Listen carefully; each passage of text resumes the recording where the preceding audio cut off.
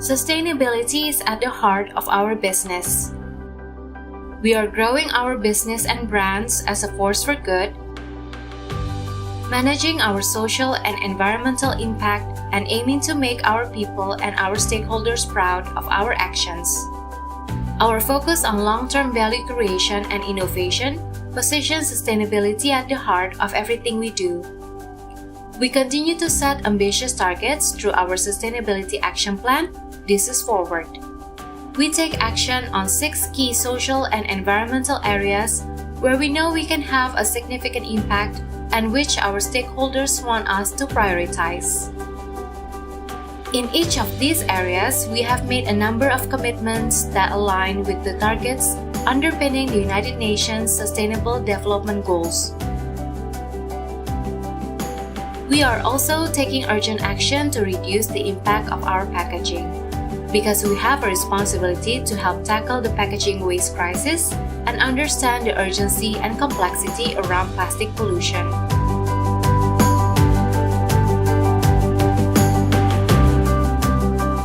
We take a research-based approach to understand ways to make all of our packaging as sustainable as possible and creating circular economy through innovation, investment and collection, community development, and public awareness.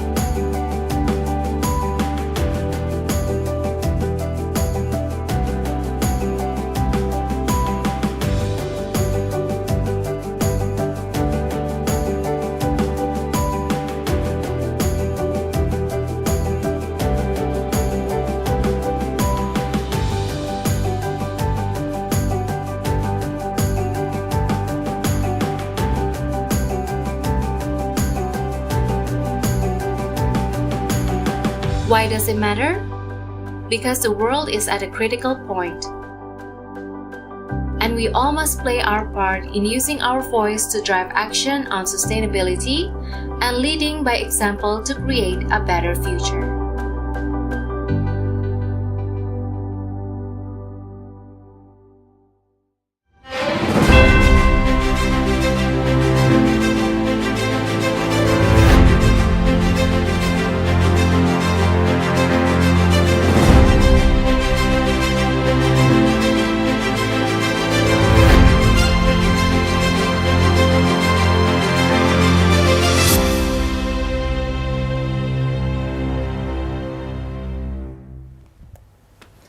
Good afternoon.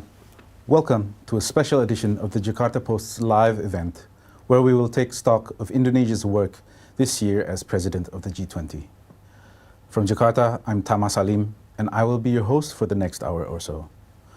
The G20 summit in Bali has come to a close, despite being overshadowed by the excess of Russia's invasion of Ukraine at the end of February, as well as the collective fear that it could spill over into the more facets of our increasingly intertwined lives. Vladimir Putin was absent from the summit, but the war has already left an indelible mark on international cooperation. Meanwhile, Ukraine's leader Volodymyr Zelensky appealed to G20 leaders to help restore peace in his country. Indonesia, as convener of this year's summit, has worked hard and invested so much in the success of its G20 presidency, despite concerns that the war would become a distraction to the multilateral process. As we speak, the G20 leaders are giving their concluding press statements, and President Joko Widodo may revel in the achievement of having successfully chaired the forum of the world's biggest economies. That said, the war in Ukraine has undermined the Indonesian presidency's motto of recover together, recover stronger in many different ways. In terms of concrete outcomes, many officials were initially resigned to the possibility of not having a traditional leaders' declaration or communique, as indicated by the lack of consensus in past G20 ministerial meetings leading up to the summit.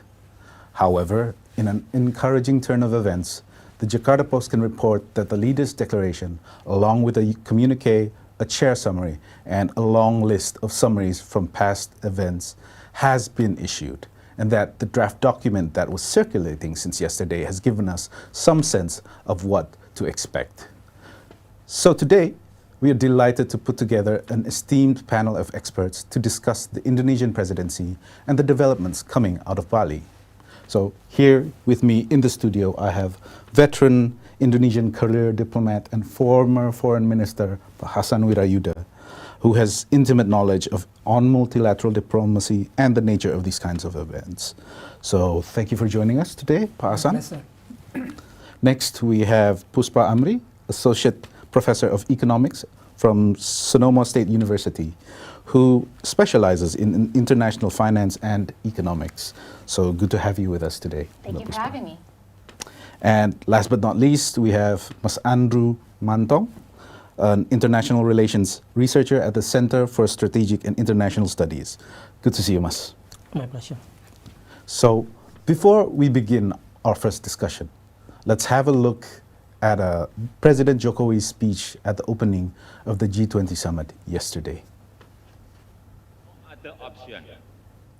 Paradigm of collaboration is badly needed to save the world. We all have responsibility, not only for our people, but also for the people of the world.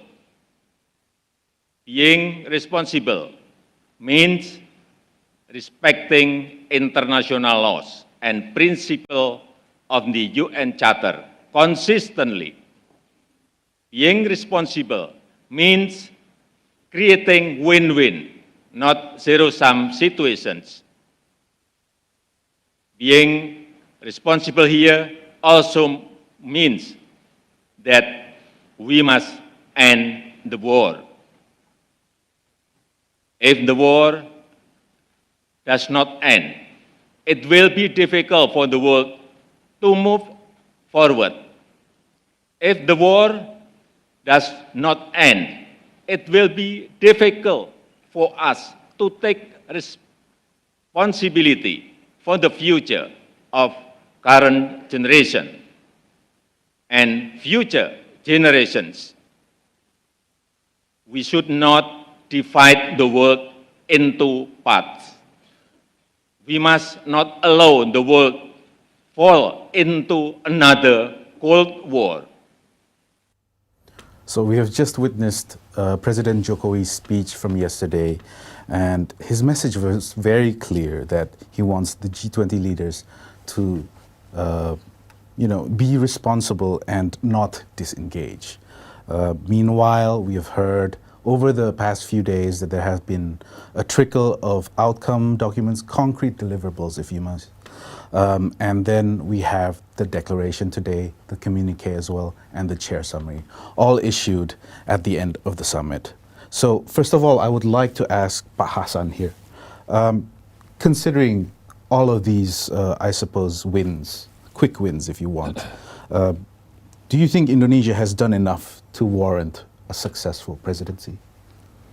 It is a successful presidency, not only that under our chairmanships in difficult times, the G20 summit in Bali produced a leaders' declarations. I think many people were very skeptical whether or not at this summit, under our chairmanships, we would be able to produce a leaders' declarations. Even we are anticipating that in absence of a leader's statement, there might be numerous technical ministers' declarations or understanding. It is, for that matter, it is very commendable that under our chairmanships, G20 produced a final documents. It is a very thick document. Yes.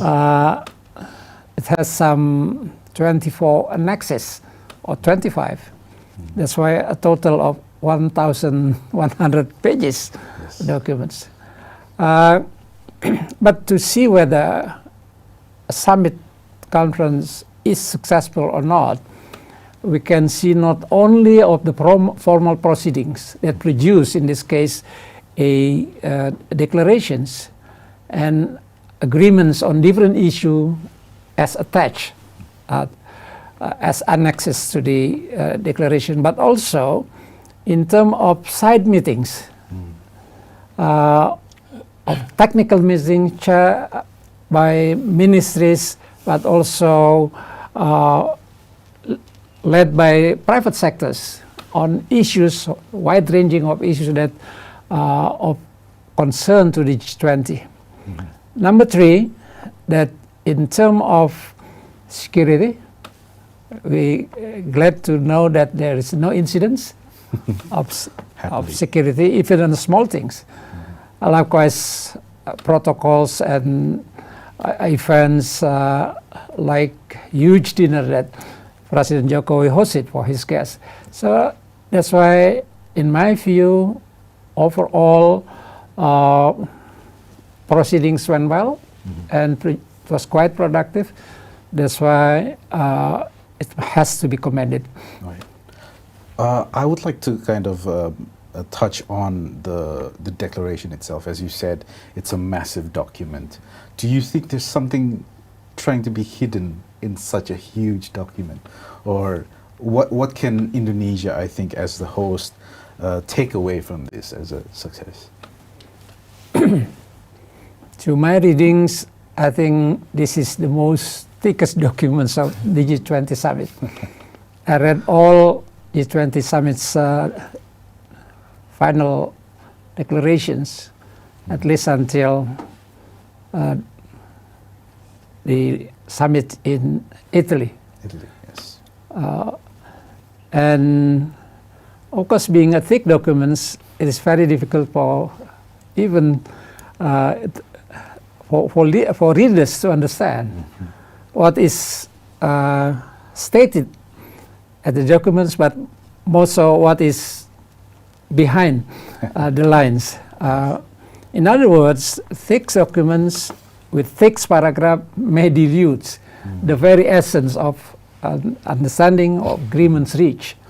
It may take a specialist to have a good reading of this document. But anyway, it was a document, it's final documents agreed, despite the fact that, of course, from the very beginning, that Indonesia sent out its invitation to all leaders. Then, 4 days later, the crisis of Ukraine crisis broke out. We didn't know that to happen.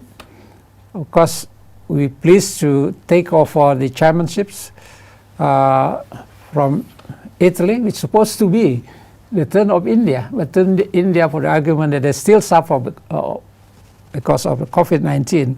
We're pleased. Of course, none country of the world knew that the war was to happen in Ukraine. And we saw from the very beginning that Ukraine crisis has overshadowed the preparations, but also the final meetings yesterday and today. That's the difficulties. And that's why understanding that the G20 members are divided in terms of ideology or orientations, not only on matters of substantive, which is under the domain, part of the domain of the G20, but also on Ukraine crisis. That's why, in that context, there are a lot of compromise. That's why more thicker documents, because we have to accommodate everyone's interest. And that's the fact that we have to recognize. That's fair enough. I would like to actually ask Mbak Puspa and Mas Andrew what they think about, the past year leading up to the summit, leading up to this massive document. Has it been worthwhile? And what are the benefits that we can get out of it in terms of geopolitics and perhaps international economics? Mbak Puspa first. Sure, thank you. First of all, thank you for having us here today. It's a great honor for me to be here. I want to echo my agreement with Pa Hassan's statement earlier. It is a success on all counts. Getting together a group of countries as diverse as economic interests as these G20 countries on difficult issues is hard enough in normal times, let alone in wartime. However, I think, and I'm sure we'll go into more details about these later. However, I think the overall outcome, even without the declaration, even with a successful bilateral meeting of not only US and China, but also China and Australia, and also in South Korea, these are also laudable. However, given that we were just played an image of President Jokowi's opening speech to the leaders, and you'll notice that right behind him are the two key ministers, Minister of Finance and Minister of Foreign Affairs. That's a pretty good image to project to the world as Indonesia actually steps up to the world stage to host such an important meeting. We are, after all, the fourth largest country in the world, the third world's largest democracy, and the 16th largest economy in the world. And to have a country not only coming together in beautiful Bali, but with two key ministers who are female. That's as I am myself a woman, I'm pretty proud of that moment. Yes, I have to agree that they were our friends as well. So I can imagine behind the scenes how coordinated their negotiations have been. What about you, Mas Andrew? Well, that's true. I have to echo Pa Hassan and Mbak Puspa here that we have become a very successful host for G20. And for Indonesian foreign policy, it sort of reverberates the concept of convening power, right? Right. So through ASEAN, and our position in G20 has been celebrated as Indonesia becoming the middle power. Yes. It sort of describes our rising profile, and it would have not been unimaginable if we talk about this in the early of reform era. Right. So it shows a lot of our achievements as a country. I think going through this various tests in terms of our state building. That's one thing. And another thing is for Indonesia to host this summit in the time of pandemics and in the time of intensifying great power competitions, as well as situations in Ukraine. It is, I think, at least an achievement on its own. So we become a successful. We become a successful host, and on the top of that, we sort of defy gravity, right? By being able to respond to the skeptical directed to Indonesia since the very beginning. So we are it was used to be very political back then when some countries are trying to boycott, saying that if one certain leader doesn't come to Bali, they won't come to Bali. So the fact that we are defying gravity for this is an achievement on its own. Right. But the problem is we also have to understand that there are also some sort of over expectations to what G20 should achieve, right, and may achieve. So I think in the past few years, our economic discourse has been securitized, in the sense that we are talking about how to use economic measures as a tool for foreign policy, and this is increasingly inevitable during the Indonesia's presidency for G20. So I'm interested in some sort of sentences that probably have been circulated within the declaration, that Indonesia is trying so hard to make sure that this remains an economic forums. As President Jokowi also mentioned, that we need a paradigm of cooperation. We need a focus on economics. That economics is too important to be securitized, and so on and so forth. And we can talk about that later, whether it's going to be successful, whether it's going to be a reliable sort of belief that can be used by Indonesia in terms of foreign policy. But in terms of host, in terms of becoming a host, in terms of logistic, in terms of protocols, I think the what happened in Bali in the past few days has become a sort of an apex for Indonesian foreign policy in terms of convening power. Interesting. Though it begs the question, could Indonesia or should Indonesia have done something differently, considering what has happened this entire year? What do you think? If you talk about war in Ukraine, yes, of course. If there is no war in Ukraine, it could be smoother for Indonesia to have an exclusive focus on the pandemic recovery. But since we have the war in Ukraine, of course, from the very beginning, it has been a headache. I think people working in Pejambon or in another ministerial agency in Indonesia has been quite, been confronted with this sort of a question, whether Indonesia should be more principled, whether Indonesia should be more explicit, whether Indonesia should adopt some sort of explicit terms towards the international law in guiding who's going to be invited or not. It has been more challenging. Of course, it would be easier if we have this sort of summit in a time where there is no geopolitical tensions, where there is no war in Ukraine, where there is no intensifying, tensions in Taiwan, and so on and so forth. Yes, talking to from that lens is going to be easier for Indonesia, but this is the reality now. Okay.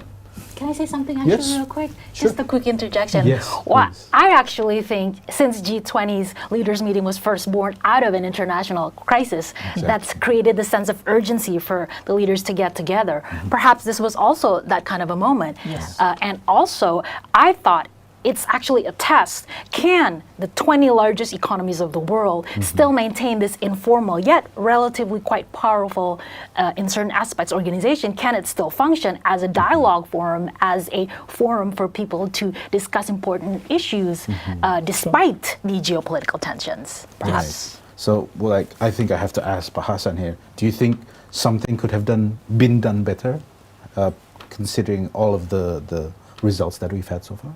I think what we have attained is the maximum. The maximum. That we can do. And one thing that I can say is part of the success of Indonesia is to give an impression to the world, in particular for those who were skeptical, that the G20 family is dysfunctional. In fact, when G20 was established in 2008, primarily because of the global financial crisis, that the G7 themselves, in a way, admitted that the Bretton Woods institutions, which is fully under their control, their monopoly, was not able to deal with the global financial crisis. That's why they initiated establishment of this G20 by inviting other 13 emerging countries. It was thought that by the establishment of G20, the G7 would disappear. But and also in the beginning there was strong common positions to reform the Bretton Woods institutions. Of course, normally reform happens because of the crisis, including agreement to reform such powerful Bretton Woods institutions. Of course, only with the agreement and support of those who control, those who have power, that reform was agreeable. But when the crisis was somewhat over, when the world economy is somewhat back to normalcy, the talks, the agenda of reform has disappeared. But one thing, that while the G7 has somewhat returned to their normalcy, they've been primary forum for the most developed countries in the world. And for that matter, there's some thinking that the G20 would be dysfunctional. We have proven that it is dysfunctional. So that's one important thing of the success of our championships. Okay, I think I'll pull on that thread a little later, but on that note, we'll have to conclude our first session of the discussion. So thank you, speakers. Next, we will look at some of the more granular aspects of Indonesia's G20 presidency as regards the 3 priority agenda items. So we have inclusive global health architecture, digital transformation, and sustainable energy transition. But before that, let's briefly switch to one of the sponsors of this show, Allianz Indonesia, who has a few words to say on enhancing robust health architecture with digital transformation. We'll be back after this.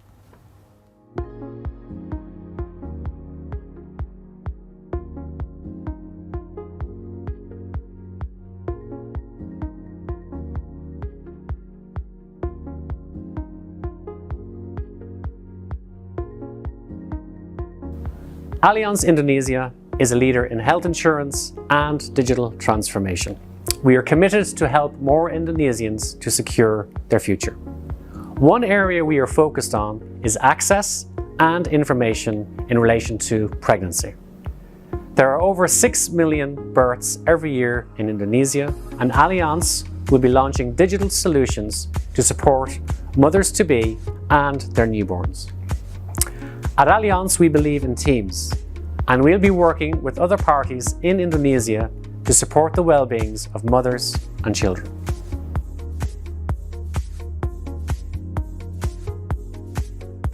Based on OJK research in 2019, financial literacy is still below 20%, and insurance penetration at 3% as of July 2021. The COVID-19 pandemic has truly increased the public's awareness on the importance of having protection. At Allianz, we actively support the OJK initiative to increase financial literacy, and we have held more than 240 financial literacy events in 2022 with more than 19,000 participants. Together with our employees and business partners, Allianz will continue to increase financial literacy and support the community.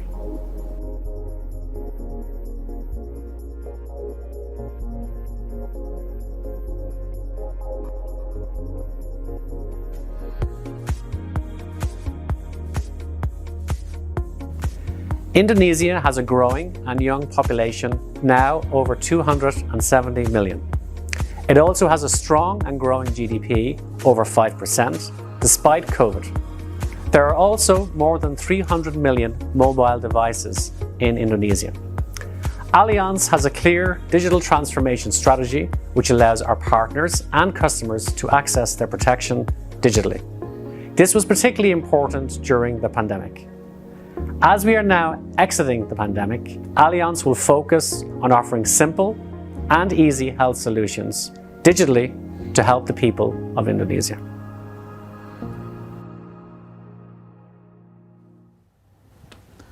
Welcome back to this special discussion of the G20 Summit. We've learned about Indonesia's efforts leading up to the summit, and now we'll delve deeper into the nitty-gritty of what the achievements the G20 has accomplished so far.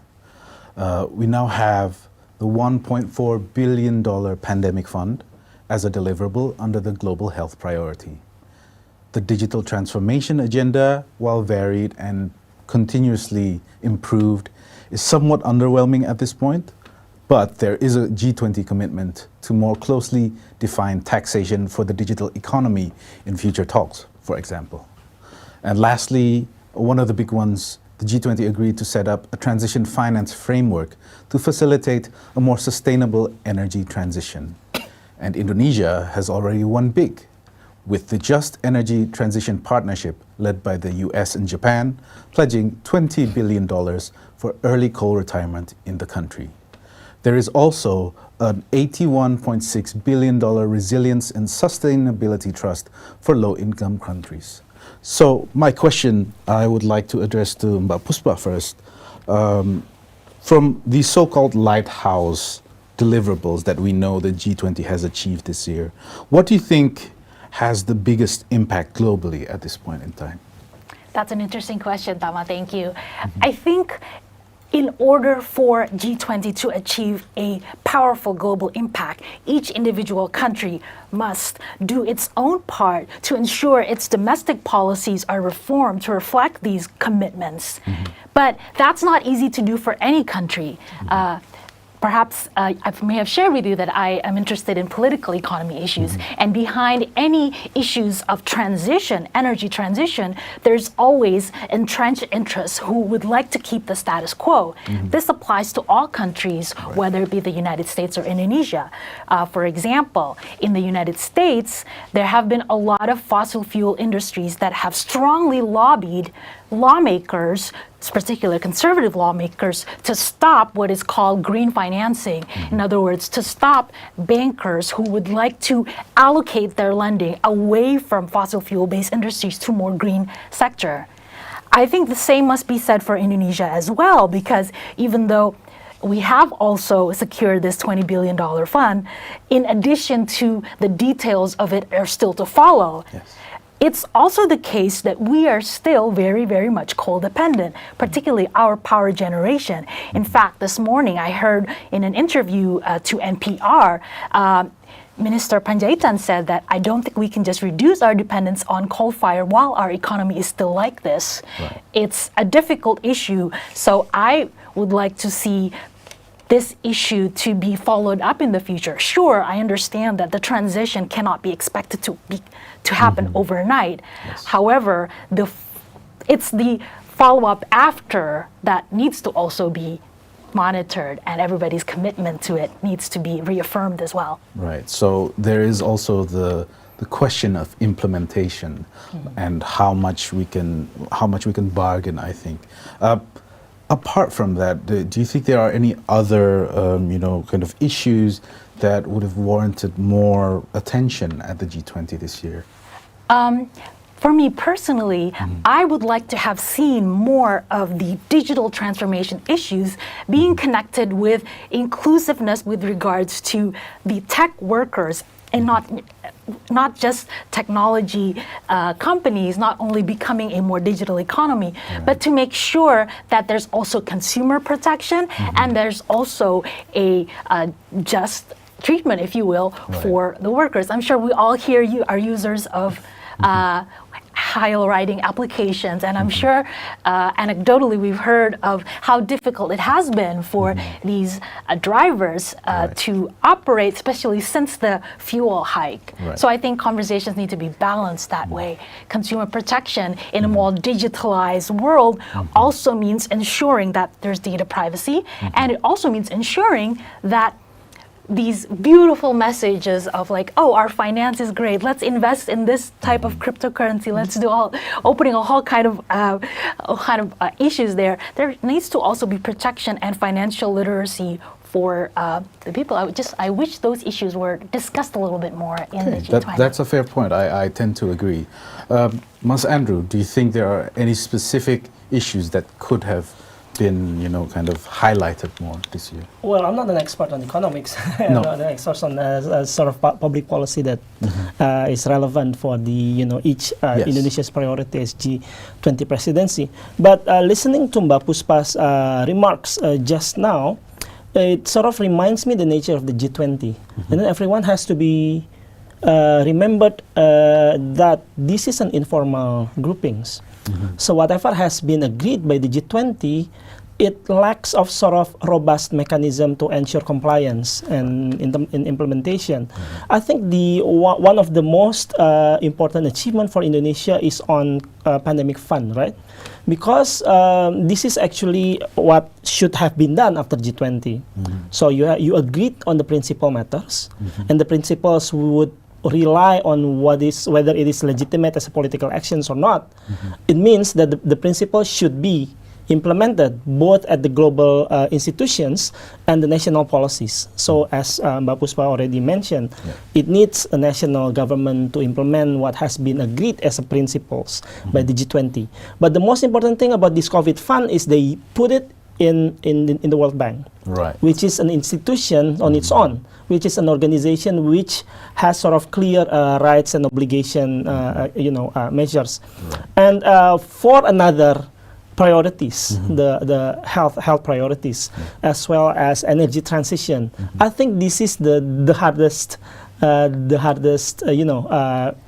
points for G20, because this, let's say about your suggestion. How do we begin to implement sort of data protection, consumer protection, under which authorities that we should put the principles for the implementation? Do we need another global institutions with effective authorities to deal with this sort of questions or not? This is another problem.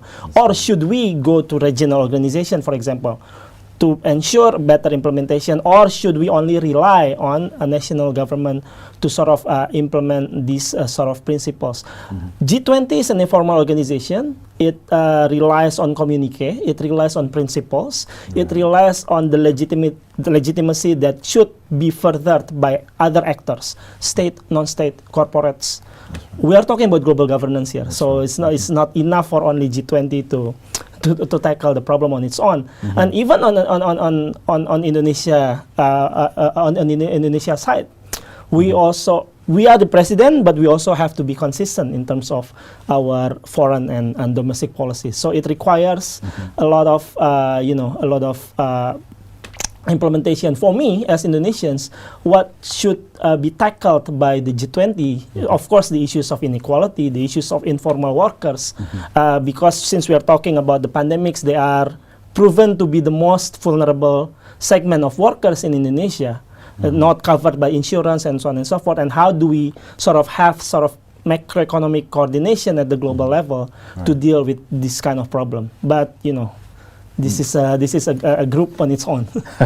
Fair enough. I was actually wondering, because we have the COP27 running concurrently at the moment. This is the last week of it. Climate seems to have a few points there are mentions, there are several articles within the statement, the leader statement and the communique on these things. But is it enough? Like, we are at a time where the climate crisis is real, and it permeates all facets of living. Pak Hassan, do you think there should be more done in terms of climate diplomacy in this aspect, especially at the G20? I think we have to be cautious when we read statement or agreements, in particular expressing the pledge, mainly from developed countries. Yes. And developing countries as the beneficiary of those pledges. In practice, there's been a big gap between what was pledged and what's actually delivered. Right. It's good, it's encouraging to that fund for COVID pandemic has been established. But likewise on energy, he just mentions that Indonesia might benefit from 20 billion uh, energy fund Yes. generated by both the United States and Japan. Yes. We should see whether this Whether would that actually comes deliver. We fair enough. may look back at what commitments by the developed countries in the past, not in the past G20 meetings. Right. Look what President Biden's commit himself at the Italy meeting, of providing some billions of dollars, whether it has been delivered Right. or just disappeared from text documents. That's fair. I'm glad that you mentioned about that on pandemic fund, that the commitment of member states or institutions to put their money at the multi-donor trust fund managed by the World Bank. I think that's, to my experience, that's the best way to deal with pledges and the gap in terms of deliveries. That's right. We had that experience when we dealt with the tsunami in Aceh in 2004, that for the first time, unlike the previous major global disasters, we set up at a tsunami summit in Jakarta, and immediately when they say we commit $500, we said put it in the multi-donor trust fund managed by the World Bank. Right. And I would say that the pledges and the real deliveries, or practically there's no gap. Yeah. But be careful when countries commit that they would pledge some billions of without concrete mechanism to follow up. That's one thing. Another thing which I was hoping say about the current food crisis. Certainly, it was not the crisis in Ukraine as the sole cause of the food crisis. COVID was one. Yes. But the fact that some 30% of foods, meaning grains, come from Ukraine and Russia, because of the Ukrainian war, it was hampered. But there was an agreement last June, if I'm not mistaken, that brokered by the United Nations Secretary Generals and Turkey, then the export of grains from Ukraine as well as fertilizers from Russia Yes. enter the market again. It helps because most of those countries who suffered because of shortage of food, in this case grain, for developing countries. Now, as the agreements would expire on Saturday, while there was a reference at the leader statement on this issue, I was hoping that with more concrete resolutions, Yes. at least strongly urge Turkey, the United Nations, Russia, and Ukraine to renew. As of now, we are not certain whether the agreement which expire on Saturday, coming Saturday, That's would fair. be renewed. Yeah. This is actually directly deals with the food crisis that we all suffered. Interesting. Yeah. Now that you mention it, I think the pledge that we got in terms of energy transition, even for the one that's for the Resilience Trust, it has to be followed up by a call to proposals. So we still have to see how this money is being used. So that's a very salient point you make, and I guess it comes back to the whole climate financing as well, because then the food crisis, the energy crisis, all feeds into the climate as well. And I think I'd like to pull a thread though regarding what you said about the developing countries, right? So seeing that Indonesia has put so much emphasis on developing country interests this year, and the fact that in the next few years we will have developing countries at the helm of the G20. So what do you think should be done, or what does it take to guarantee continuity on these issues? Perhaps Mbak Puspa would like to start off? Great, I got the most difficult question. I think continuity means to make sure that somebody takes stock of the issues. Yes. As G20 expands its portfolio, it's getting harder and harder to manage our expectations of what this organization should deliver. But I think I'm glad you mentioned this continuity. The importance of it is last year there was actually in the Italy G20 summit there is an important initiative that still has low uptake, which is the DSSI, a common framework for debt suspension for low-income countries. Yeah, I think this is Hassan made mention to this earlier. This is an important initiative, and it's an important issue because many low-income countries right now are on the brink of a debt crisis. Some are already in the deep debt crisis due to the pandemic, and also because of international financial events such as the Fed monetary policy, which is necessitated from the rising inflation. I think the latest data that I pulled up suggests that uptake on this is still quite low. So perhaps, sure, announcing new initiatives with fanfare is great, right? It's great PR, but someone needs to also take stock of the existing initiatives, how that's monitoring, how that's going on, the bureaucratic aspect of it, if you will. Okay. What do you say, Hassan? Can we expect, let's say, Indonesia to push its agenda on developing countries this year to India and to Brazil afterwards? And what does it take for that to happen? Of course, every chairs of the G20 may put as matter of priority issues which is in their view are important to be put on the agenda. But the good thing is that the remaining three chairs in the first rounds of these G20 summits, namely India, Brazil, and South Africa. They are developing countries. And I strongly believe that also shared our interest that whatever discussion on global economic policy has to address the interests of developing countries. So it's important for us to talk, coordinate with the upcoming chairs to continue what we have initiated here. In fact, I'm very much aware that our position at the G20 has not been represented only Indonesia, but also the larger interests of developing countries. We are the voice of developing countries.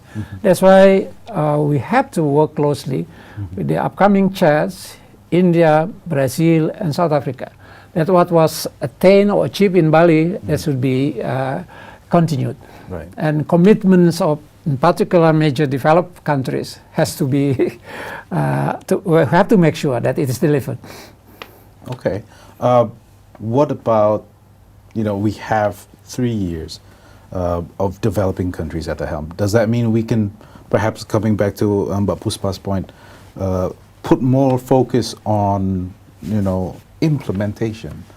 So what we say to India, what we say to Brazil and South Africa, how we get them to agree to something that places implementation more on the front line than, coming up with new initiatives. The problem with having the G20 groups has summit every year. Yes, of course. So one agreement reached at one summit might be forgotten in the next summit. That's a danger. That's why it is important that perhaps one summit must be focused on what was agreed in the past 17 years, what has been delivered, what has not been delivered. Because otherwise, we continue to make declarations. No one cares about whether the past declaration has been implemented. That's why the importance of making close coordinations with the upcoming chairs. I mentioned earlier about the agreement at the initial stage of G20 to reform the Bretton Woods institutions. Only Turkey, when Turkey hosted the summit, it was the issue was put on the agenda.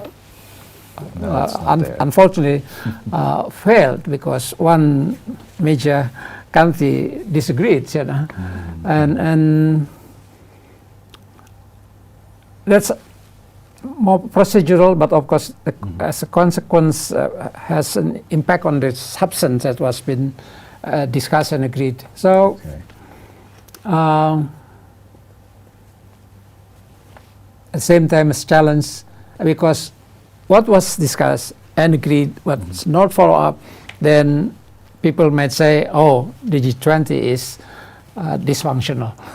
We have proven it dysfunctional and continue to be functional. Right. Very well. I'll give Mas Andrew here, I think, the hardest question of how to ensure, how do you think we can ensure, all of these declarations don't dissipate by next year? Do we have enough guardrails to ensure that, this system, the Bretton Woods inspired system, has, implementing power? That's definitely a hard question. But I think Mbak Puspa also mentioned in her earliest remark that it used to be established in responding to the crisis. Yes. So I think the grouping works best to deal with crisis. So I think it also suits the sort of form that has been adopted by the G20. Some international relations scholars says that this is already the GX system, which means that we have an existing institutions, we have the sort of state system international order, and then we have also international order centered to the existence of multilateral institutions. What has been expected by the G20 is to move this forward, to have a sort of agreement to ensure that all the logjam and all the sort of technical problems and all a crisis has been responded, and some technical problems would be resolved. Right. It works best during crisis. In terms of technicalities, the challenge goes back to the nature of the G20. We don't have secretariat. We don't have long-term memory institutions. We don't have the sort of clear implementation. So I think your question does not go to G20, but it goes to the national government and it goes to the institution itself. In order to do that, we have to have a new paradigm. Okay. In dealing, I think President Jokowi already mentioned we need the new paradigm to respond to what Pak Hasan already mentioned, that we, for example, in reforming the global the Bretton Woods system, we need the new paradigm. We need most probably even the new economic paradigm on how macroeconomics should be regulated, and whether regional institutions can tackle problems more than financial problems. Whether we should have a better coordination on fiscal problem at the international level. It requires a new paradigm, and I don't think that G20 can be expected, especially in a time where we are divided by the geopolitical tensions. Yes. I'll put a pin on this one. We can, I think, revisit this later on. But I've heard, I just got word that President Jokowi will be making his closing press conference very soon. So I think we can watch together live and comment on what he may say. So let's have a look at the press conference in Bali, which is now.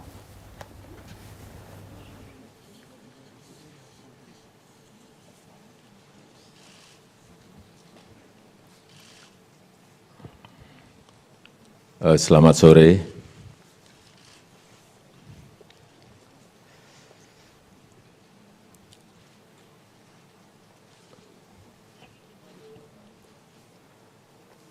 Kepemimpinan Indonesia telah berhasil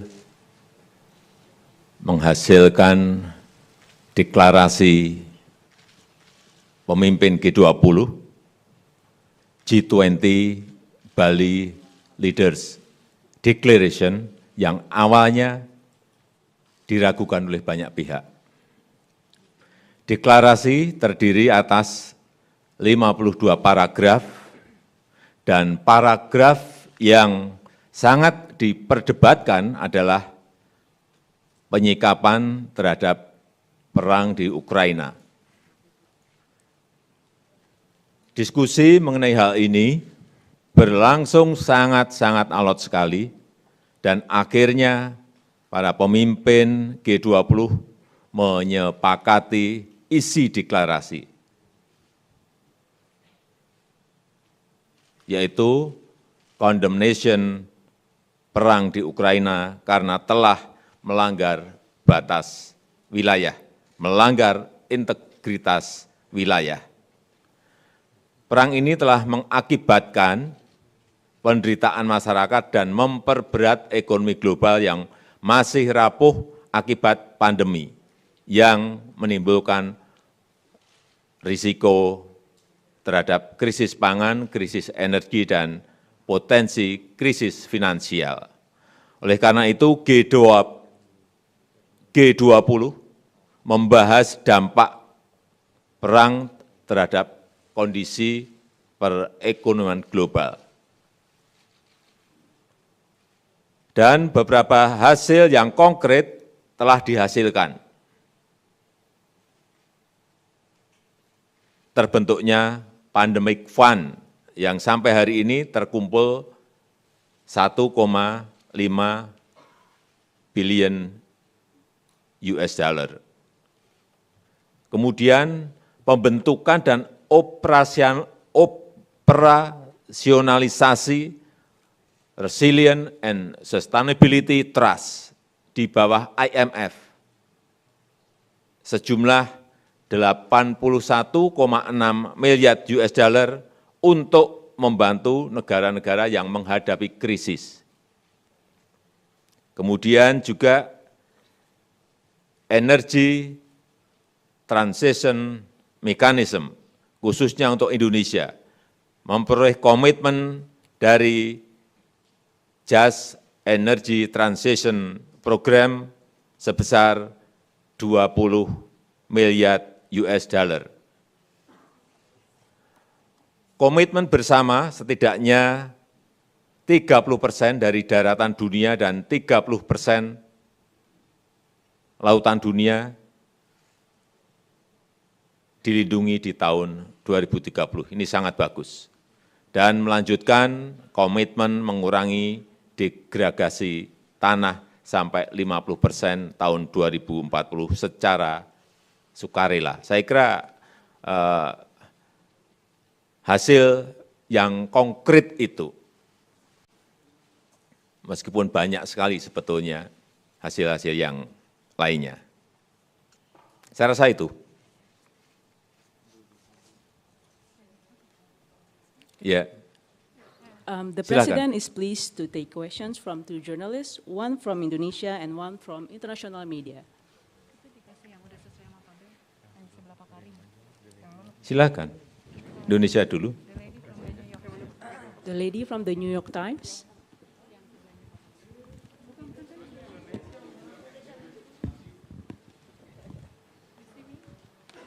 Yeah. Thank you. Thanks, Pak Jokowi. I'm Sweetie from the New York Times. I wanted to ask about the missile strike in Poland. Were you worried that those events in Poland would have derailed your agenda at the G20? Thank you.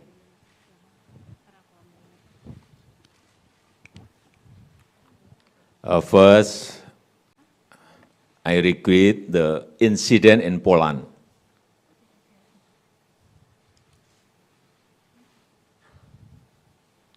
I call all parties to remain calm and refrain from escalating tension.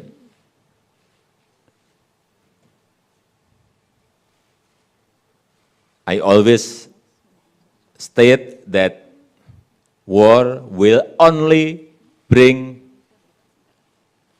devastation. Therefore, we must stop the war. And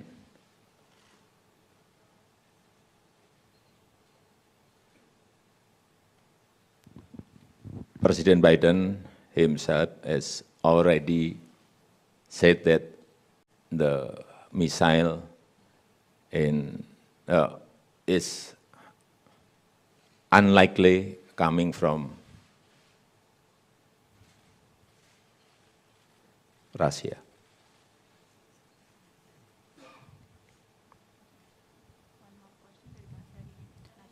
One more question from national media.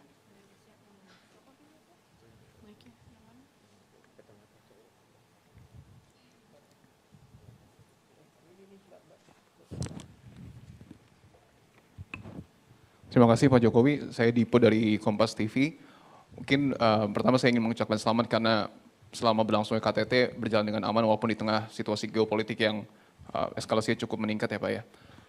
Pertanyaan saya sederhana Pak, tadi kan sudah disebutkan bahwa deklarasi ini namanya Bali Leaders Declaration. Ini deklarasi yang pertama yang dapat diwujudkan sejak bulan Februari 2022.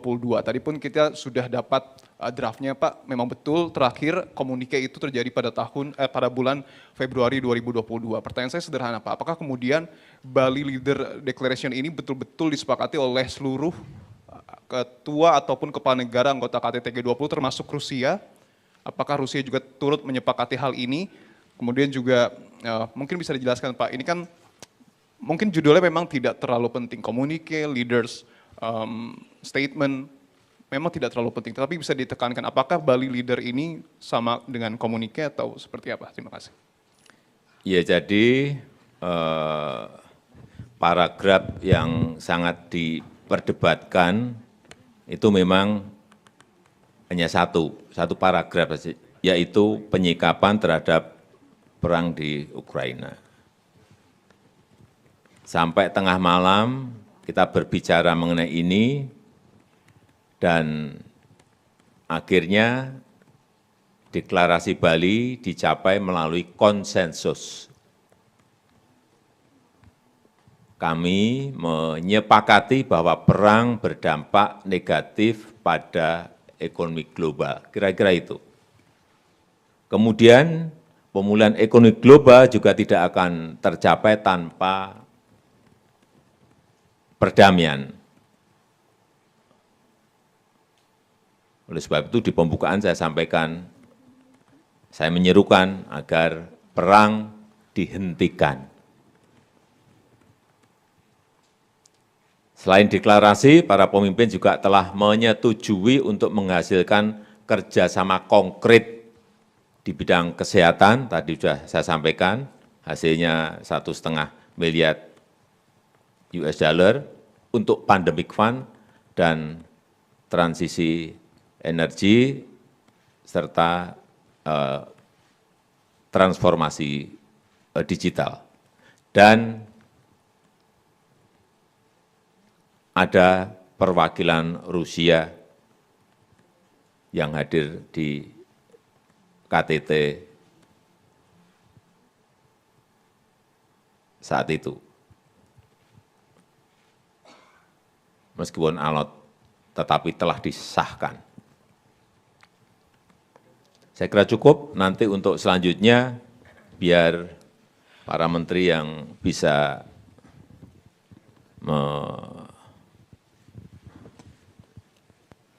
menjelaskan, tetapi tadi saya tambahkan bahwa G20 itu adalah forum ekonomi, forum finansial, forum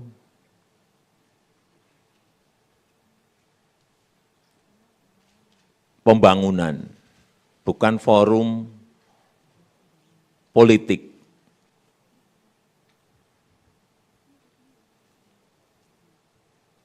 Jadi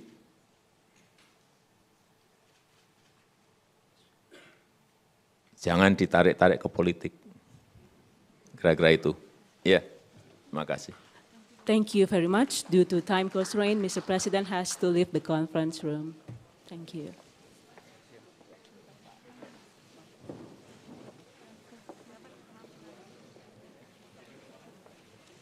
Terima kasih ya, Mbak. Maaf ya kalau kurang.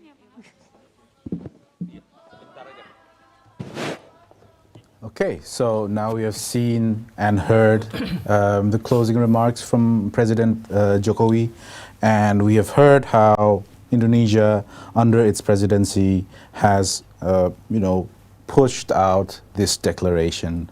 It seemed to the president to be something of a very important thing to underline. He said there were 52 paragraphs in this declaration, and the one paragraph that had the negotiators stay up all night, apparently, was, the part on Ukraine and the war. So I think I'd like to get a bit of a temperature check from our panelists here. What did you think of Jokowi's remarks? Pak Hasan? It was good that for our public and for the public at large, to understand what's happening. There were difficulties, certainly, but in the end, we successfully concluded the final declarations, leaders' declaration. Yeah. There's some inconsistent when Pak Jokowi said in his speech, in the opening speech of the summit, but also he keep repeating that the G20 is not a forum for political and security. Issues like Ukrainian war issues should not be discussed at the G20. But in the end, one thick paragraph dealt with issue of Ukraine war. And the good thing is that while it was discussed, actually it should not have been discussed at the G20, it was discussed, but there is a consensus paragraph on that issue. That's the good thing, that's beautiful thing. What do you think, Mas Andrew? Do you think there is something behind what the president has Well, for me, what us? has, responding to Hasan as well, there's something consistent about Jokowi, that his foreign policy focus is always economics from the very beginning. Okay. And the lens that he used to determine which policy works best is economics. Like, for example, the thing that he mentioned as something concrete out of G20, all economics. Right. And he also said that the Ukraine war is the most debatable paragraph in G20, and it's the most difficult paragraph that eventually lead to the declaration. So my reading on this is, at least he is consistent of his foreign policy, but whether this consistency, this belief, would prove inevitable, would prove reliable for us to guide our foreign policy. Because in terms of G20, there are at least two dynamics. First is related to the fact that at least since the beginning of this year, all discourse has been securitized about G20, so it becomes inevitable. Even the simple question asked sometimes by journalists is, what sort of role that G20 can play in dealing with the Ukraine war? And this is not unprecedented for G20. So back then, for example, U.S. ever used the forum to talk about Iranian nuclear crisis and even the ceasefire. And this is not the first international economic institution used as a platform to discuss about security matters. APEC has been discussing about terrorism. We have examples of the blurring boundaries between economics and security. And even when it comes to international economic institutions, even if we don't have the Ukraine war, we already have trade wars between the U.S. and China. That's right. It is all security heavy essence. So this is inevitable. So our questions for Indonesia is whether this sort of belief should be the principal belief that that guide our foreign policy in near future or not. Our test immediately next year would be ASEAN. So it has been announced that we are epicentrum of growth, right, as the slogan for ASEAN. And whether it's going to be reliable or not, the litmus test would be next year. Next year. I'm glad that you bring up ASEAN, because we have Pak Hasan here who has overseen the ASEAN Charter from its infancy. And obviously, ASEAN itself was modeled as a forum for development, at least initially.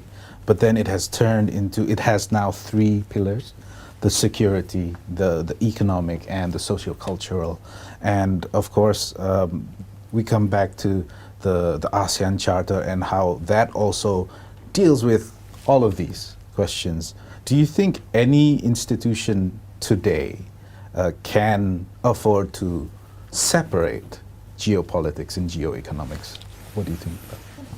Actually, it's not in ASEAN under the 2009 ASEAN Charter. Okay. Because we agreed that ASEAN community comprises of three pillars, Right. as you said, political and security, economic and socio and cultural. Right. That's why we cannot simply distinguish between one economic purposes or political problems. ASEAN is multi-purpose organizations. Right. Of course, we, from the very beginning, when our founding fathers established ASEAN, Pak Harto, for example, was very strong on a view that only with political stability and security in Southeast Asia that we can develop economically. Now we have that problems because question of Myanmar is certainly a sensitive and difficult issue for ASEAN to resolve, while it may hamper our drive for economic promotions, economic developments. Would be a big challenge for Indonesia as the chair of ASEAN next year, how we can resolve the problem of Myanmar. Right. Or perhaps, as I've been saying, that perhaps, well, let Myanmar solve the problem themselves. And we focus, the nine of us should focus on our commitment to under the ASEAN Charter. Right. But the problem is, unlike Brunei or Cambodia, they may fail. But the challenge for us is that that Indonesia can afford to fail. Yes, definitely. The burden is extremely heavy for Indonesia as the de facto, I suppose, leader of ASEAN. But coming back to the G20, does that mean that even institutions, even groupings that are based in international finance and economy, can it afford to stay away from geopolitics? What do you think, Puspa? This may be my bias coming from a very interdisciplinary family. My mother's a doctor, my father's an anthropologist, and I study political economy. I think, and this doesn't just go to the statement that we just mentioned earlier, I've heard this said at various high-level forums, businessmen as well as politicians. Let's not let the politics get into the economic achievements. Economics and politics are intertwined. They're even joined at the hip. And this goes back to a question that you asked earlier, Tama, that all of us struggle with our answers. How do we make sure that the policies that we committed to are implemented? It's domestic politics, and that's often the biggest constraint that's not on the biggest hurdle that's difficult to reach. I don't have an answer. However, I do think we should start by thinking of politics not as something that's dirty, as something that ruins things. Politics is reality. It's messy, but it's reality, and we have to deal with it. That's my view. Mas Andrew, do you think the current structure of the G20 helps facilitate all of these discussions in geopolitics and geoeconomics? Like, we have the Sherpa track, we have the finance track. Are they enough?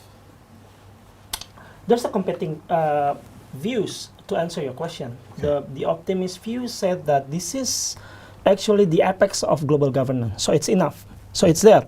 So you have representative of the most powerful countries based on economics.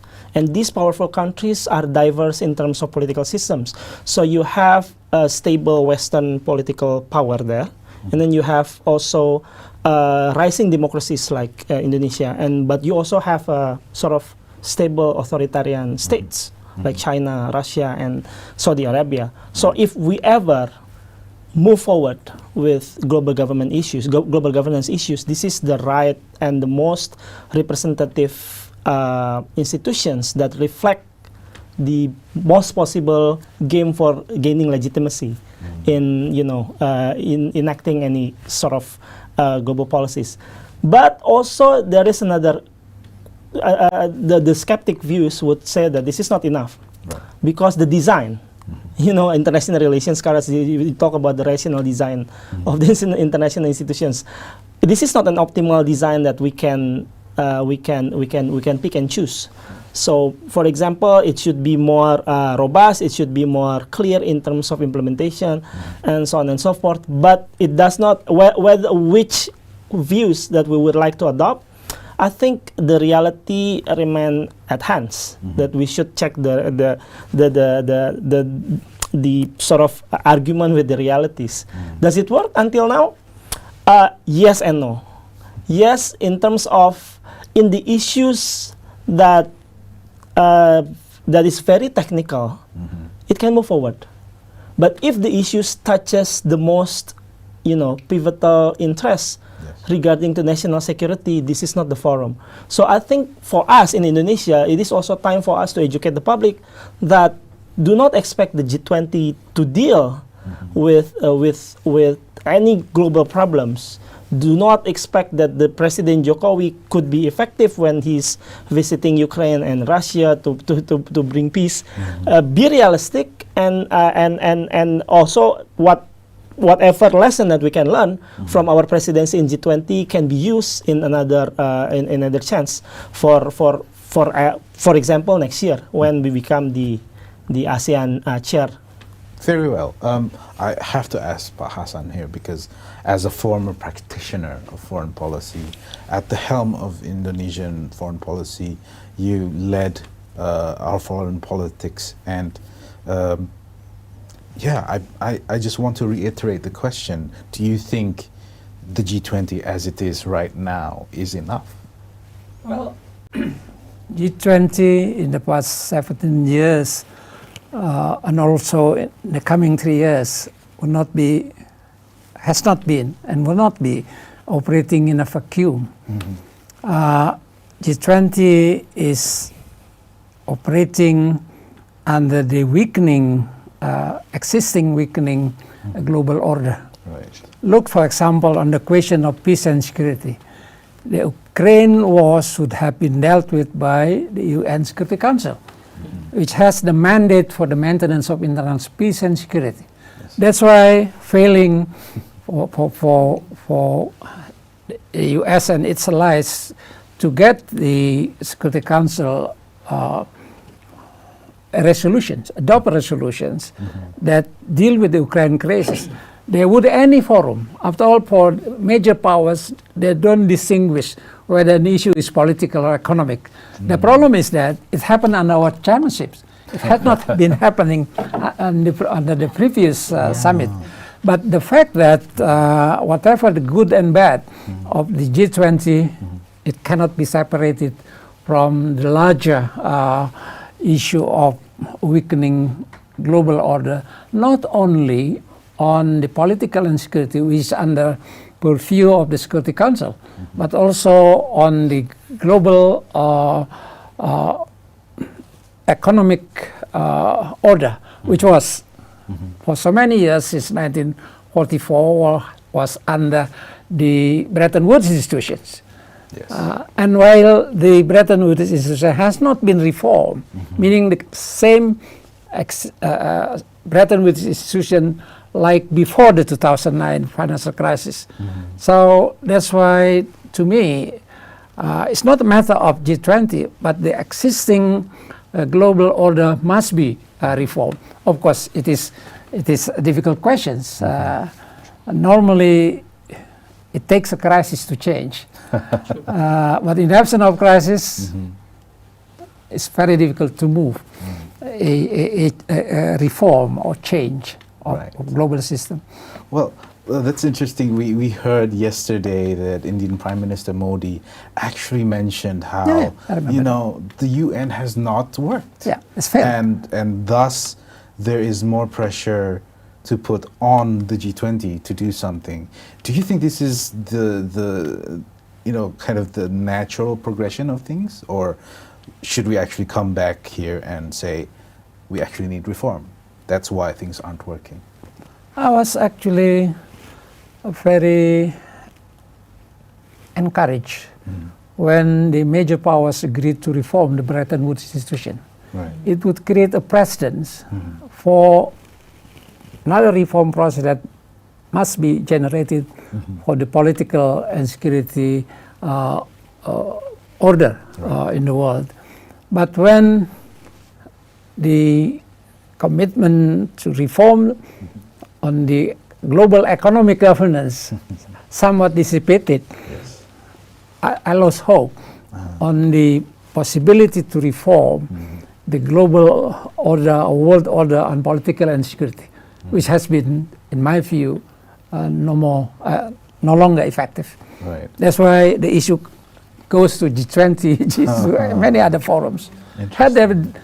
Jokowi was right. It's not the forum for. G20 is not the forum for political and security. Should go there. It was there. It was tried immediately after the Ukraine war, but failed. Right. So don't be surprised if the big powers use this G20 forum for their own purposes.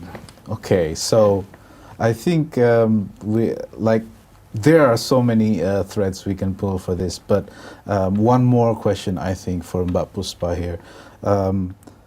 Considering that we didn't really place reforms of the G20 as within the Indonesian presidency, do you think this is something we can push on India next year, or? So the topic of reforms of international financial institutions, of course we're talking about the IMF and the World Bank, that's a very difficult topic. But one of the important reasons why reforms for these institutions are difficult is because the key players have effective veto. Because the voting and decisions in the IMF are based on who has the largest puts the largest pool of their own funds into the IMF, and that's still on the United States. However, in my view, it doesn't mean that there hasn't been changes in the international financial system as it is. For one, the US does have bilateral currency lines to rescue certain countries who have dollar liquidity. And that has been crucial for making sure these economies don't experience a sudden crisis if there's a shock. However, of course, it's limited access. If you look at who are beneficiaries of this, it's only countries that have strong allies with the United States. Korea, for example. Korea has made use a lot of times. And in another separate front, China has emerged as an important player of financing to a lot of developing countries. And I'm not going to go into that topic of what is the impact of the rise of China as a financial player to the developing countries. So the issue of reform, I think, is a big topic, reform of the international financial institution structure, and it's not serving everyone. It's not serving all countries equally, I do agree. But I'm afraid if we don't at least keep putting it as a priority in the G20, we don't start conversations that way. I would not like to have G20 as the main forum that decides on world security. We are, after all, only 20 economies. What does that say towards democratic deficit, right? However, we have a torch, right? What do you call Indonesia? A toa, right? We have a torch as a forum. We have a sounding power, and I think continuing to put that on the agenda, as well as another more pessimistic area, WTO reform, which is still, talk about controversies, right? The United States and China and all of the other countries are stuck in between. The WTO reform is also one of the G20 would like to have, but we have a long list of ideals that we'd like to achieve. Getting to them is difficult, but I personally think it's important to keep being a microphone for it, for lack of a better word. But to me, why reform is difficult? Because reform means a redistribution of power. Yes. Those who have privilege, who have veto, will not easily give up. course. what they have enjoyed so far, at least since 1945. Well, so that's why G20 reflects the world order. But G20, maybe it's hard to be expected to change the world order. Interesting. Well, at the very least, I think because we have, I suppose, momentum with the G20 leaderships being helmed by developing countries. Hopefully, perhaps in the next few years, we can see more robust thinking on that front.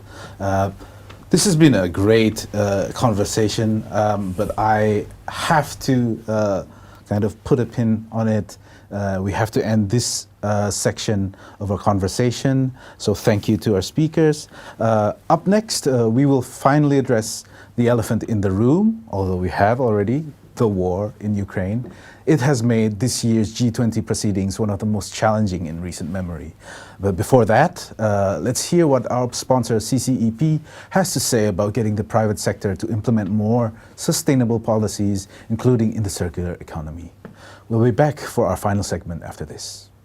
Circular economy is a closed-loop economy system approach, which is an alternative to the traditional linear economy system, the model that will ensure the sustainable growth over time. The circular economy gives us the tools to handle the climate change and biodiversity loss together through the optimization of resources, reduce the consumption of raw material, recover waste by recycling it to be a new product, or the life cycle of the product will be extended. It also provides us the opportunity to address important social needs such as growing the prosperity and creating the job. The circular economy requires efforts from multi-stakeholders in the entire value chain, not only from the producer and consumer, to generate full value creation. That's why the circular economy is an important focus to discuss going forward. We believe the circular economy is one of the key instruments that can drive Indonesia towards economic transformation and achievement of United Nations Sustainable Development Goals. Our long-term vision is to leverage our significant scale and resources to contribute meaningfully to the circular economy, in which materials are used and reused to constantly rebuild natural and social capital. In this system, all resources, material, energy, and human are seen as valuable. To accomplish this, we are focusing on 4 areas: innovation, investment and collection, community development, and public awareness. We are fundamentally rethinking our packaging by reducing the use of virgin plastic and redesigning our packaging while also ensuring its recyclability. We are the first FMCG company in Southeast Asia to make direct investment on closed-loop, bottle-to-bottle circular system with a food-grade recycled plastic output through our recycling PET plant, namely Amandina Bumi Nusantara, together with our partner Dynapack Asia and our foundation Mahija Parahita Nusantara, the non-profit social foundation set up by both organizations that will provide feedstock for Amandina. Crucially, also support the informal waste picker community with stable employment and vital social care, ensuring fair and responsible collection practices for waste collectors. In addition to that, we conduct waste collection programs such as daily Bali Beach Cleanup program in place since 2007. We also work with local communities and schools to educate them on the importance of waste segregation and develop community waste management organization and waste bank such as in Seminyak Bali, Metro Lampung, Kepulungan Pasuruan, Bawen Semarang, and Sumedang. I believe this initiative will lead to people changing their waste behavior, taking action, and drive circularity. So far, The initiatives that we run are bringing positive outcome to local communities by stimulating economic growth by job creation and boosting business development of local MSMEs. In terms of environment, the program will help to reduce waste, increase collection and recycling, and reduce greenhouse emission. The lesson from our experiences, we understand that it is necessary to think bigger than our own operation and work together towards an industry-wide vision where we eliminate the materials we don't need, innovate new materials, technology, and collection models while create a circular economy with sustainability model. A wide range of action from multi-stakeholders, which I name non-helix approach, including engaging consumers, advocating for necessary policy changes, building supply chain partnership, developing renewable energy, educating public, engaging local communities to create more stable income, and robust the economic growth and participation of academics in discovering the latest innovation and much more is the key to the successful implementation of a circular economy.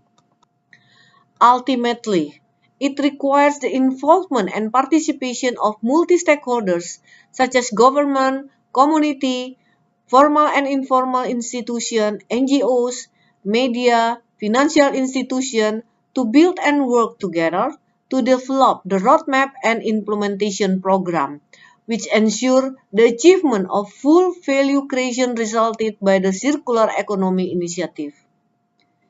The transition to a circular economy is a shared responsibility across levels of government and stakeholders.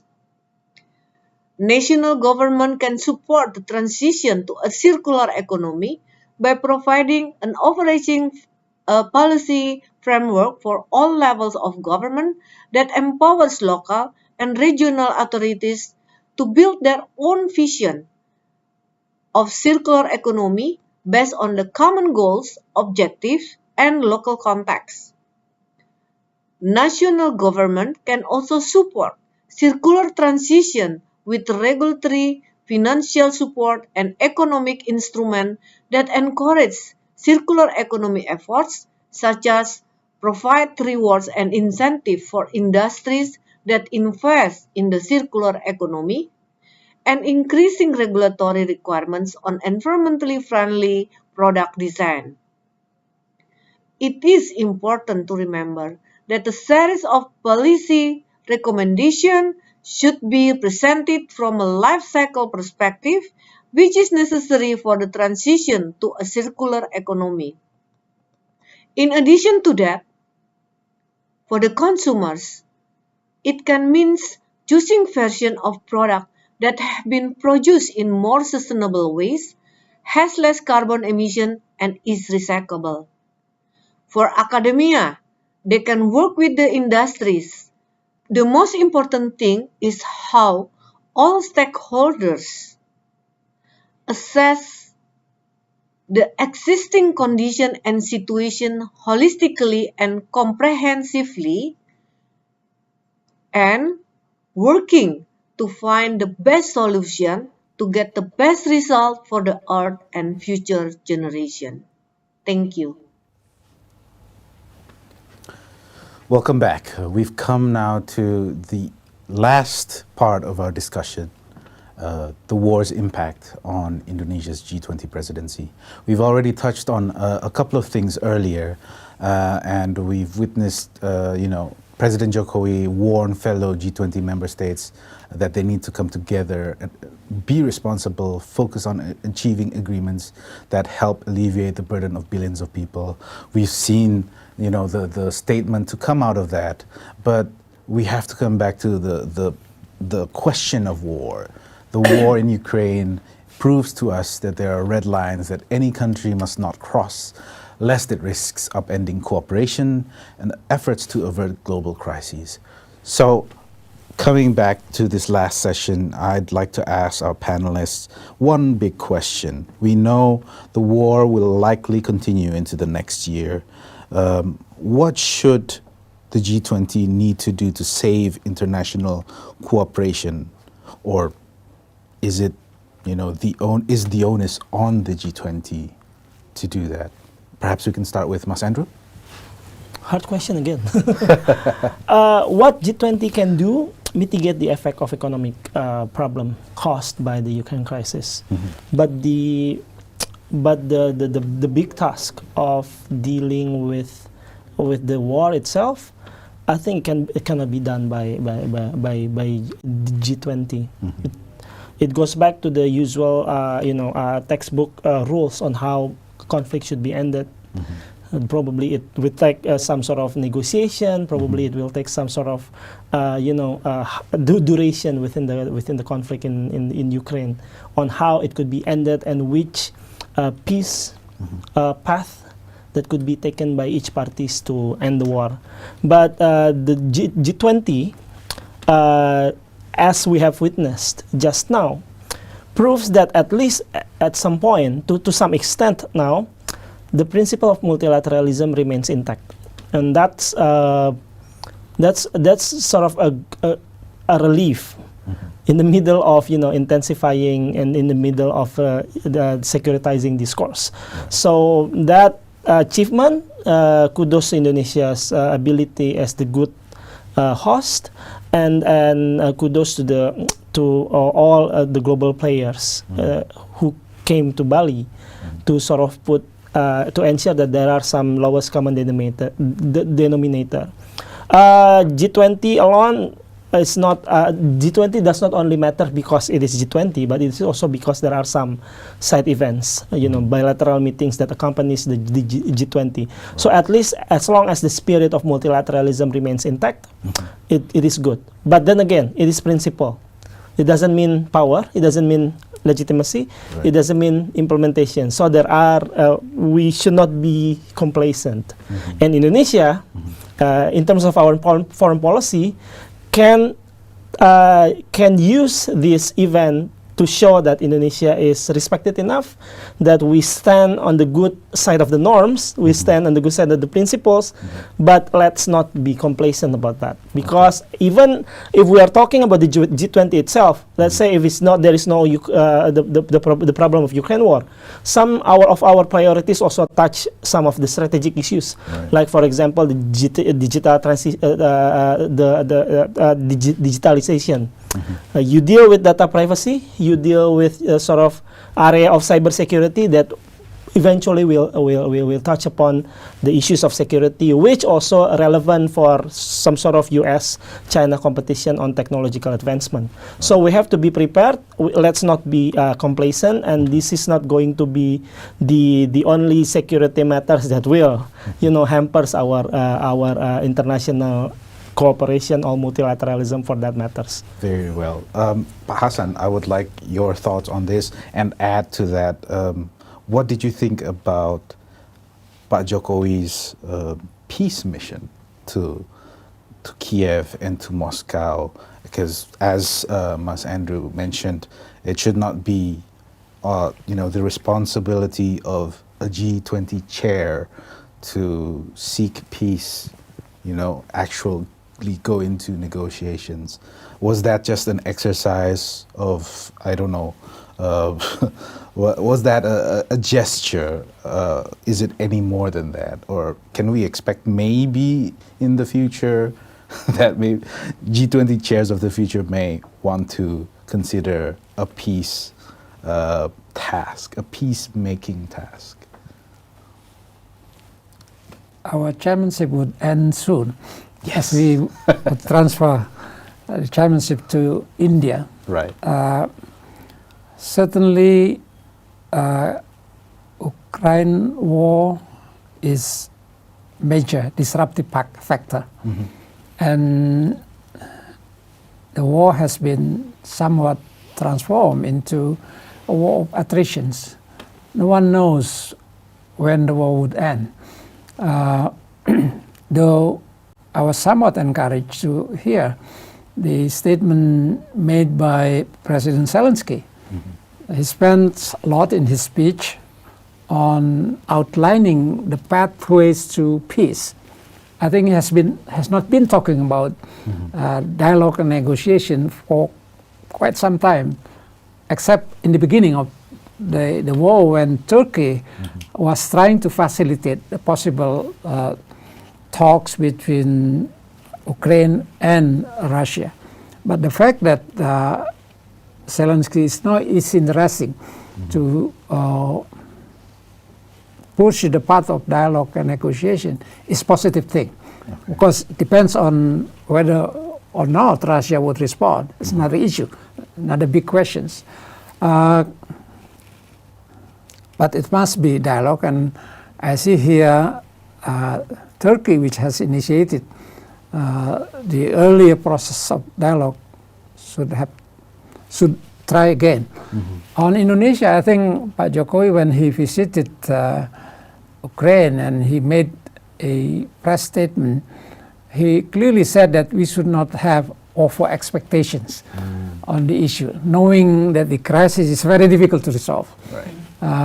That's very realistic on his part, and the fact that as chair of the G20, he has to visit, and he was able to visit Ukraine and well received by President Zelensky as well as by President Putin, is good because it's part of our independent and active foreign policy. Right. At the same time, we have to be realistic that it is a difficult issue for us to resolve. That's one thing, and as your question relates to what we as chair, Pak Jokowi as chair, would continue to pursue the path of dialogue or dialogue as solutions, I think our time is very much limited from now on. Fair enough. Realistically. Yes, of course. We have to stay realistic. So, but Puspa, seeing that this war, as it turns out, is very much intertwined with energy and food security, which is, it is a cross-cutting issue. Do you think that maybe institutions like the G20 should consider more of these geopolitical aspects within their structures, or is it supposed to be separate? I think academically, I've seen research say otherwise. Support both of your thesis there. On the one hand, actually one of G20's assets might be its flexibility, its more informal structure, and it doesn't act alone. It doesn't have a permanent secretary, but G20 is good at getting other specialized international institutions to actually conduct and commit to the programs, the more like the World Bank, the IEA, and all the other agencies.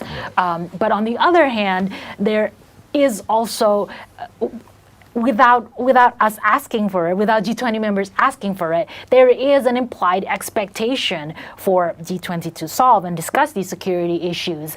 In my view, I think at the moment, again, I'm not an expert in international organizations, but my impression so far is that it's a reality that we have to take into account in conducting G20, but to have it formally in the structure, I'm tending to side more on the hypothesis that perhaps it is G20's more flexible nature structure that is its greatest asset in that sense. As an economist, do you look forward to delving into the geopolitical aspects of these things? Well, as Andrew mentioned earlier, the economics and the security has been more intertwined as well. I mean, I'm not, if you ask any economist about what they think of the sanctions that have been put in place, those are very, very economically damaging. However, then there's also that question of what else can you do in the face of such an unprecedented event? Right. And to me, as an economist, I'll only point out that there's a lot of research done out there about weaponizing economic interdependence, a lot of research done by international political economy scholars, and be happy to discuss it with anyone later, but they're definitely intertwined. And the majority of the sanction measures, and I tell this to my students in the United States because I had a first class when the war broke out. I told them, you watch out, because you guys should watch out and pay attention, because most of the measures are about financing.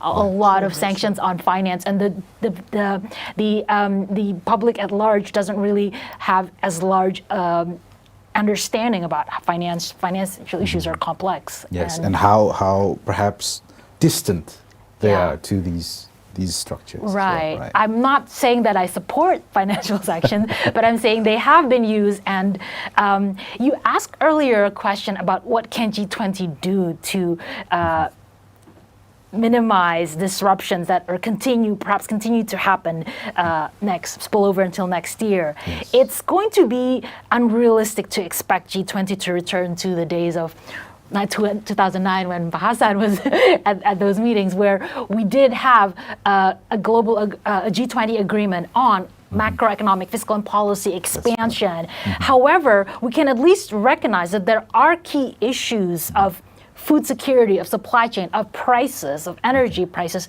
that still needs to be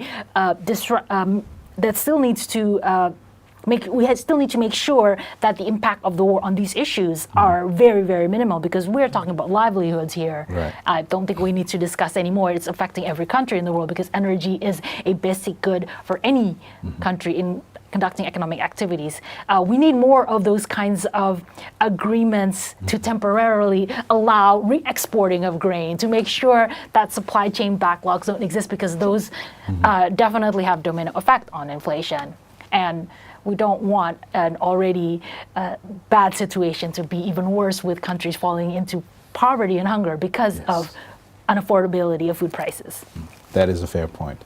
I think this is a final round of questions. Well, not necessarily questions, but I'd like to ask everyone kind of as a closing statement, what are the main takeaways that I think governments at G20 or even all of the participants this year need to kind of keep in mind, so that we can continue the work into the next year? Perhaps from you, Mas.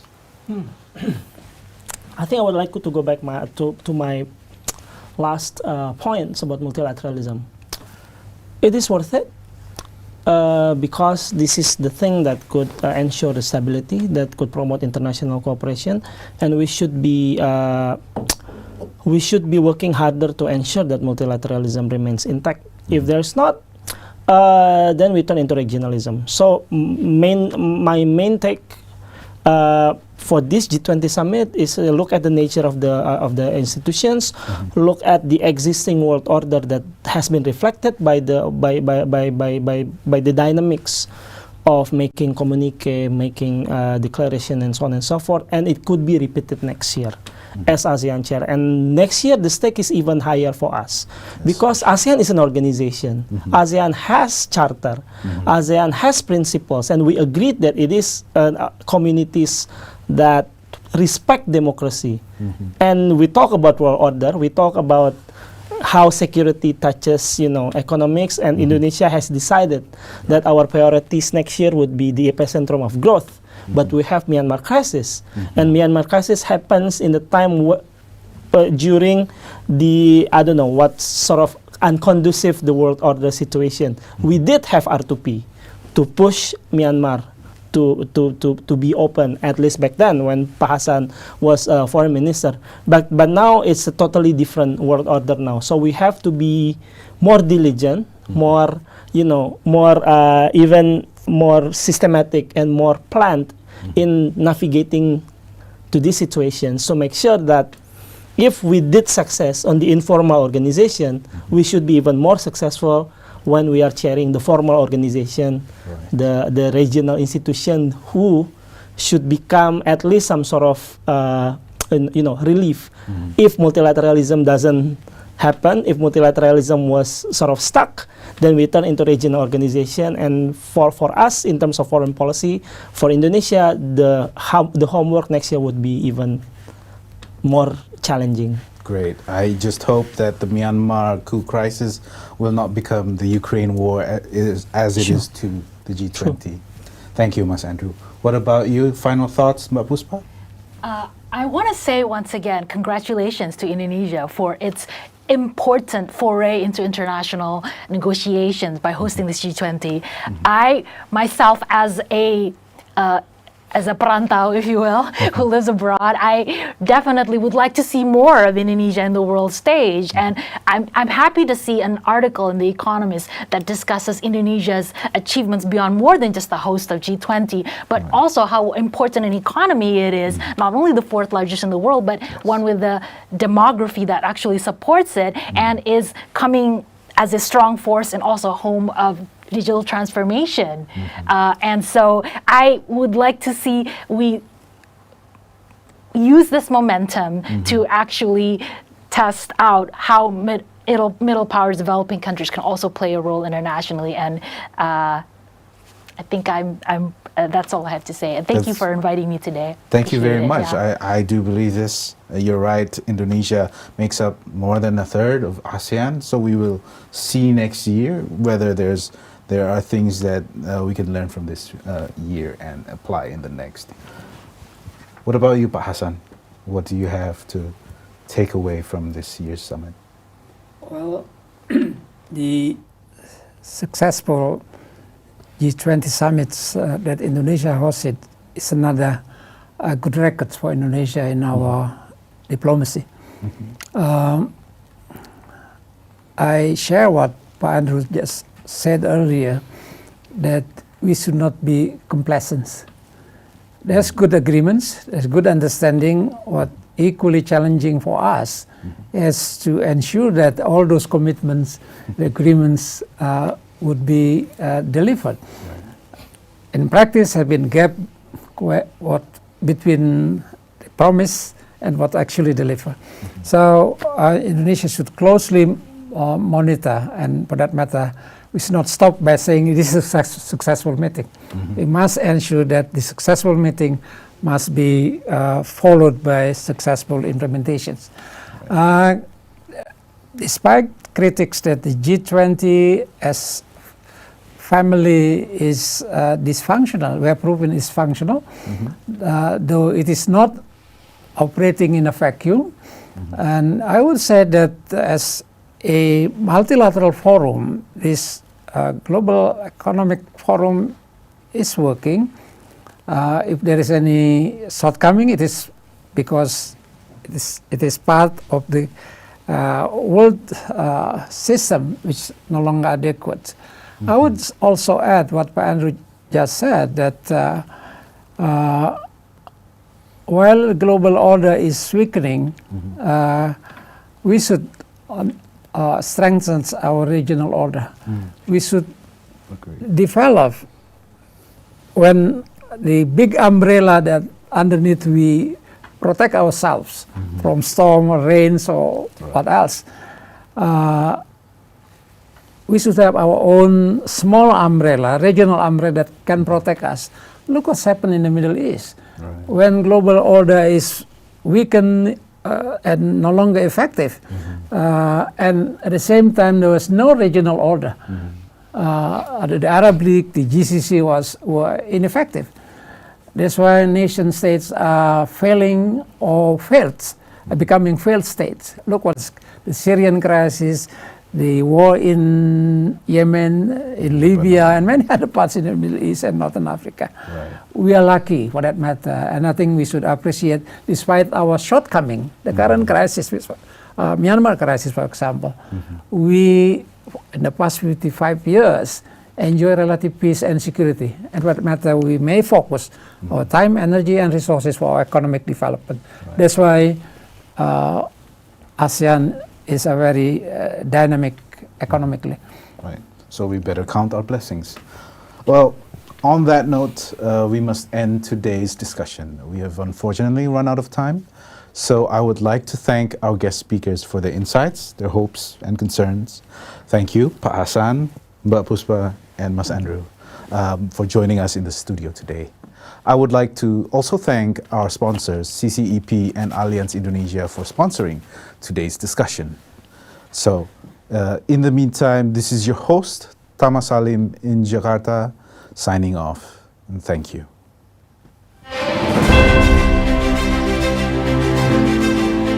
Yeah.